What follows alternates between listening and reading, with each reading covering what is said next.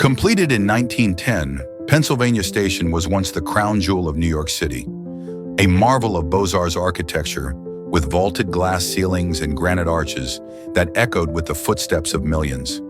It was more than a train station. It was a cathedral of motion, a place where travelers arrived not just into a city, but into grandeur itself.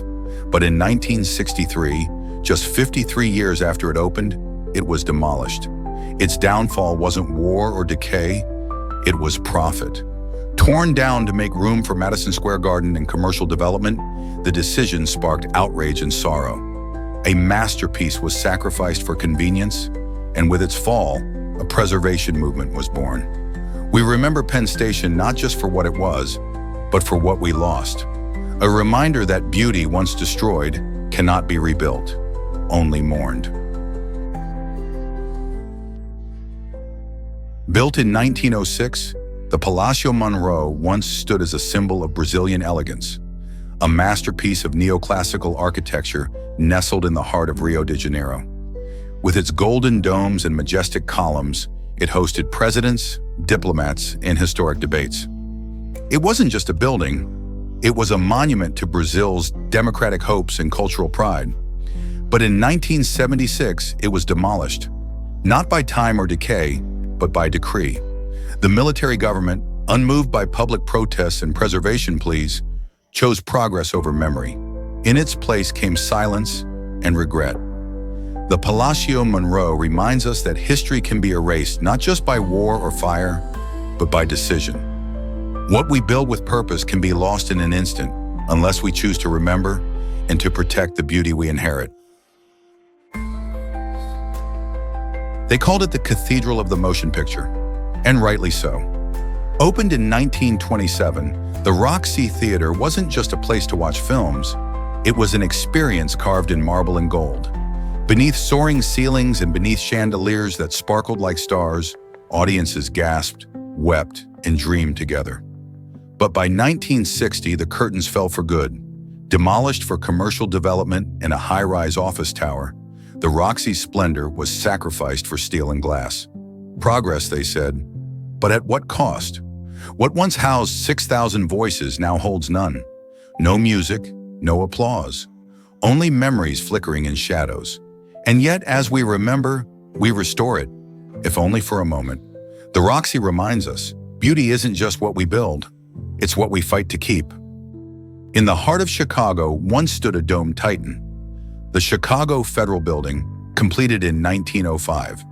With its massive green copper dome towering above the skyline, it was more than a courthouse or post office. It was a statement. Grand columns, marble halls, and vaulted chambers spoke of permanence, of dignity in government and pride in civic design. But by 1965, the whispers of efficiency had grown louder than the echoes of history. The building was torn down, not because it failed, but because it was considered outdated. In its place rose steel and glass, modern, practical, forgettable. The dome is gone now. The grand staircases, silent, but the memory endures.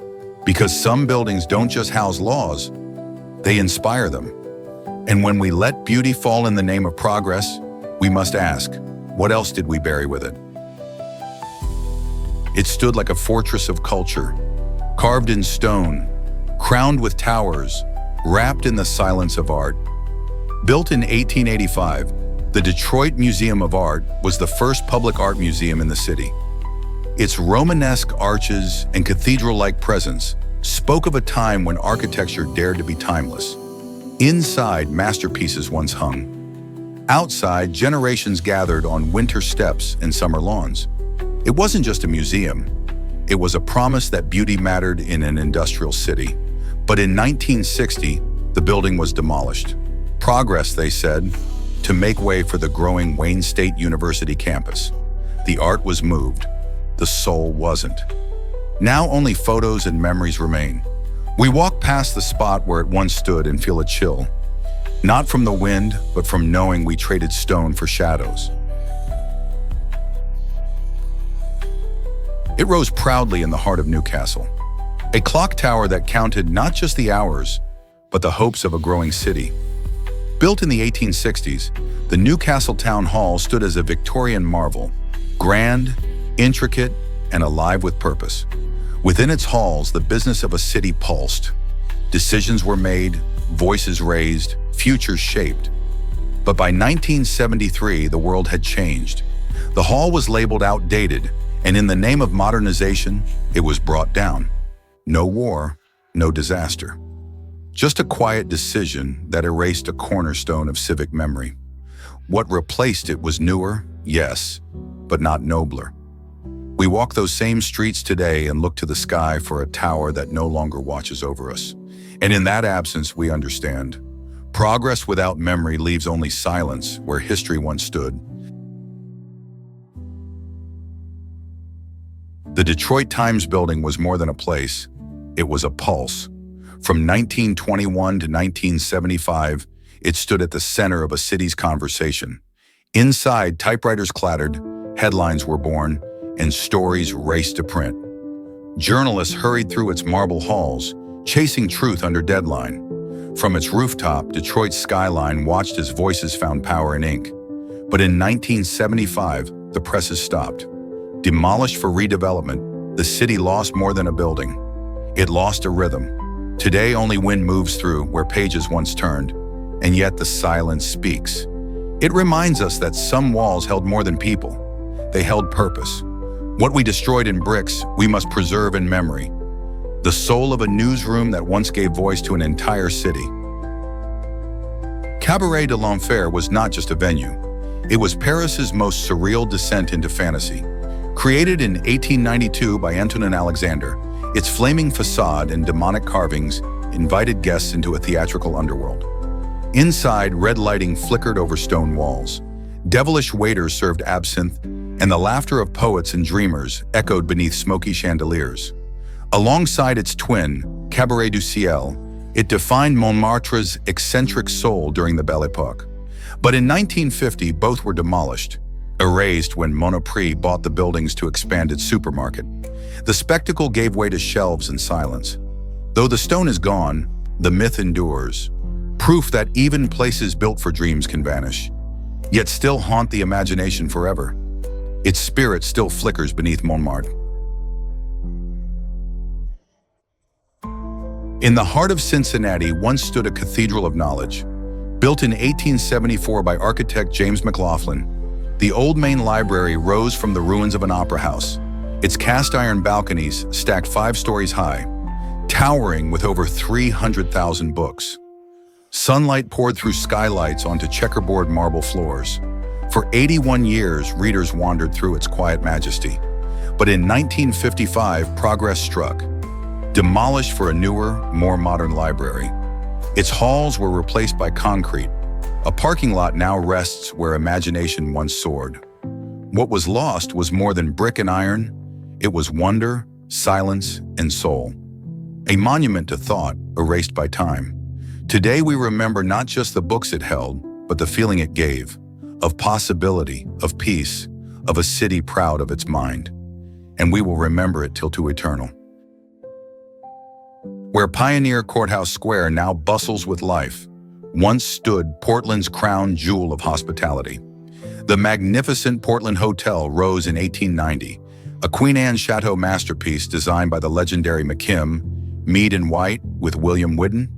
8 floors of elegance house 326 rooms, welcoming 11 U.S. presidents through its grand doorways during 6 decades of splendor. Railroad magnate Henry Villard's vision became the Pacific Northwest's most prestigious address, defining Portland's sophisticated character. But progress demanded sacrifice. By the 1940s, the fading Grande Dame lost her luster to newer competitors. In 1951, Meyer and Frank department store purchased this architectural treasure, reducing 61 years of memories to rubble for a mere parking lot. Today, shoppers gather where presidents once slept. Unaware, they stand upon the grave of Portland's greatest hotel. The Great Synagogue of Nuremberg, completed in 1874, was a breathtaking symbol of Moorish revival architecture and Jewish heritage. Its majestic domes, intricate horseshoe arches, and richly decorated interior made it not just a place of worship, but a monument to cultural pride. For more than 60 years, it stood as a spiritual sanctuary and a community cornerstone. In 1938, during the infamous Kristallnacht, the Nazi regime ordered its demolition, not for decay, disrepair, or development, but as an act of orchestrated hatred. The destruction was swift, silent, and irreversible. What once inspired awe was reduced to memory. Today, that void remains a haunting reminder of intolerance's power to destroy beauty, identity, and history in a single calculated blow.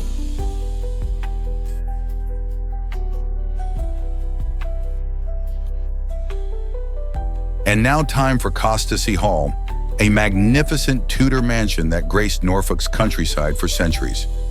Built in the 16th century, this grand estate witnessed the rise and fall of English nobility, hosting countless gatherings within its ancient walls. For over 400 years, Costessey Hall stood as a testament to English heritage and architectural splendor. Its ornate chambers, sprawling gardens, and historic significance made it a jewel of our region. Sadly, in 1925, economic pressures forced its demolition, silencing forever the echoes of history that once filled its halls. Though the building is gone, its legacy endures in our collective memory. Today we honor not just bricks and mortar, but the countless lives touched by this remarkable place. Costessey Hall reminds us that while structures may fall, the stories they held continue to inspire future generations.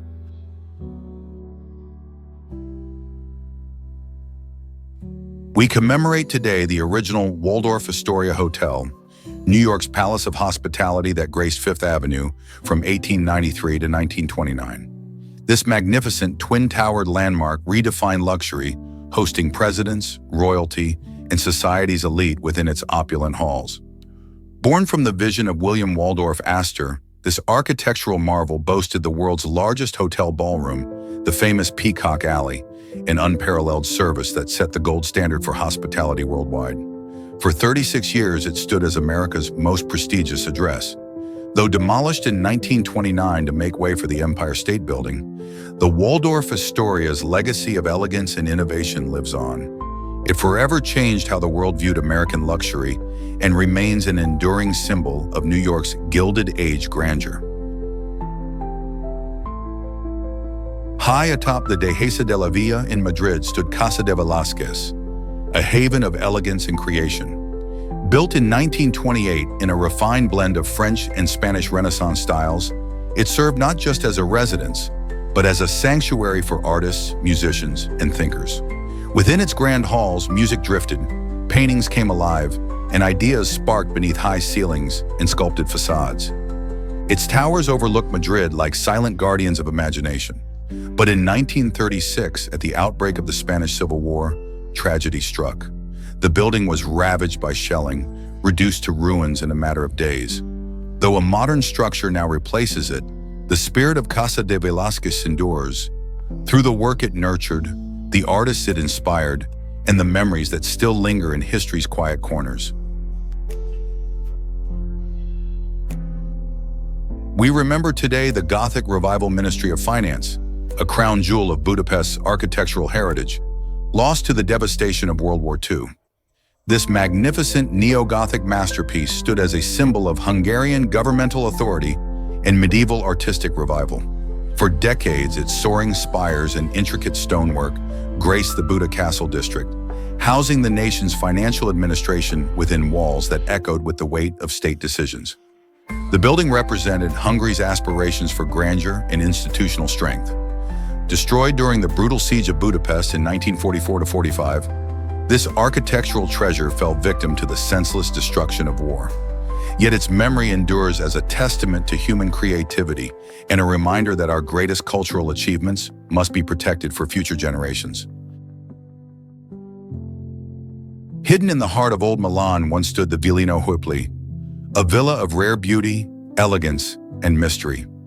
Built with Moorish and Italianate flair, it was a jewel of craftsmanship, where red velvet curtains swayed in the evening breeze and lanterns cast golden light on carved stone. Inside, its richly decorated halls echoed with the quiet steps of artists, scholars, and dreamers.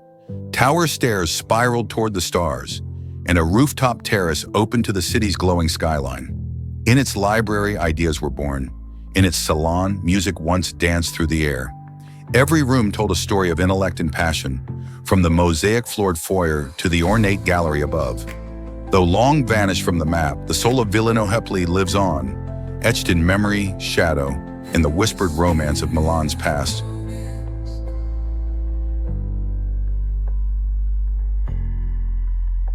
In the heart of Washington once stood St. Paul's Lutheran Church, a beacon of faith, art, and belonging. Built in the 19th century, its elegant spire rose above the city skyline, while its grand arches, radiant stained glass windows, and magnificent pipe organ stirred the hearts of all who entered. For decades, it was more than just a church. It was a sanctuary where communities gathered, where hymns echoed through sunlit aisles, where love was vowed, tears were shared, and hope was renewed. But in 1930, the relentless tide of urban change brought its downfall. The church was demolished, making way for new development, erasing a sacred space etched into the soul of the city. Today, where its walls once stood, only echoes remain. Yet in old photographs and quiet memories, St. Paul's continues to speak of grace, of devotion, and the quiet majesty of what was lost.